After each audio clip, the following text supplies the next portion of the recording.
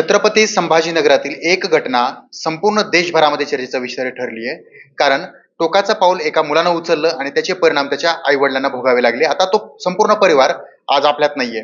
मात्र हे एकाच ठिकाणी नाही तर अनेक वर्षांपासून तो जो खवड्या डोंगर आहे, त्या खवड्या डोंगरावर माफियांनी तर त्या ठिकाणी हौदस माजलेलाच होता. त्याचे परिणाम आता भोगावे लागतायत. म्हणजे मागील 4 वर्षांपासून 13 जणांनी त्या ठिकाणी आपली जीवनयात्रा संपवली आहे. आणि या संदर्भामध्ये त्या खवड्या डोंगर जो परिसर आहे, त्या काठाला सुरक्षा भिंत असावी किंवा यानंतर अशा घटना घडूच नये यासाठी खबरदारीचा उपाय म्हणून सभापती सचिन गरड यांनी आता जिल्हाधिकाऱ्यांना पत्र दिलंय. काय देताय तुम्ही पत्रामध्ये? कारण जो पॉइंट आहे त्याला एक वेगळंच नाव पडलंय, जीवनयात्रा संपवणारा पॉइंट असं त्याला म्हटलं जातंय. काय तुमची मागणी आहे? तुम्ही आता सांगितल्याप्रमाणे मागच्या 4 वर्षात एकाच ठिकाणी जे खवडा डोंगर आहे आणि 13-14 लोकांनी आपली जीवनयात्रा त्या ठिकाणी दुर्दैवी प्रमाणात जे काय जीवनात त्यांच्या चढ उतार असतील त्याला संघर्ष न करता तिथं जाऊन त्यांचे जीवन संपवलं. आणि कालची घटना तर ही नॅशनल न्यूज झाली. ही आपल्या शहरासाठी किंवा आपल्या राज्यासाठी चांगली गोष्ट नाही. कारण प्रशासकीय यंत्रणा असताना म्हणजे कालच्या घटनेत तर एक पाहावयास मिळालं की एखादा व्यक्ती जातो आणि जाऊन आत्महत्या करतो, त्यावेळेस प्रशासन किंवा कोणाला जिम्मेदार आपण जास्त ठरवू शकत नाही, कारण ती घडलेली घटना असते इमिजिएट. पण ज्यावेळेस 3-4 तास एखादा परिवार तिथं आत्महत्या करण्यासाठी त्यांचा मुलगा उभा असतो आणि त्याच्या आई वडिलांसह पोलीस यंत्रणा पण होती, पण फक्त कन्व्हिन्स करण्याव्यतिरिक्त दुसरं काही करू शकले नाही. माझं वैयक्तिक मत आहे की जिल्हा प्रशासन व आपत्ती विभागाने याच्यात जरा पुढाकार घेऊन खाली काही सुरक्षा यंत्रणा राबवण्याचा प्रयत्न केला असता यश आलं असतं नसतं नंतरचा भाग होता, पण उपाययोजना राबवायला पाहिजे होता. 3 ते 4 तास म्हणजे खूप मोठा वेळ होता आणि आपण शहरा लागून घटना घडली.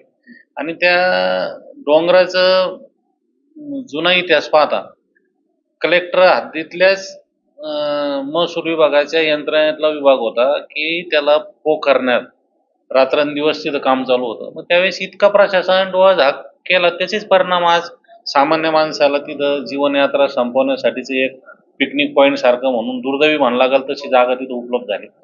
ती कमीत कमी आता इथून पुढे होणं म्हणून मी कलेक्टर साहेबांना याचं एक निवेदन देणार आहे, पत्र बनवून ठेवलं किंवा त्वरित याच्यात लक्ष घालून प्रायोरिटीवर घेऊन त्याची जी काय डोंगराच्या जिथून उडी मारल्या जाते तर तिथं काय जागाचं मोजमाप करून एक 20 फुटाची 22 फुटाची तरी एक संरक्षण भिंत उभारावी.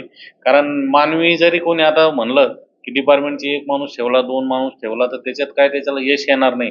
कारण लोकांचा ह्या घटनेमुळं जे काय डिप्रेशनमध्ये जगतायत तर तिकडे जाण्याचा ओघ वाढणार आहे अशी भीती.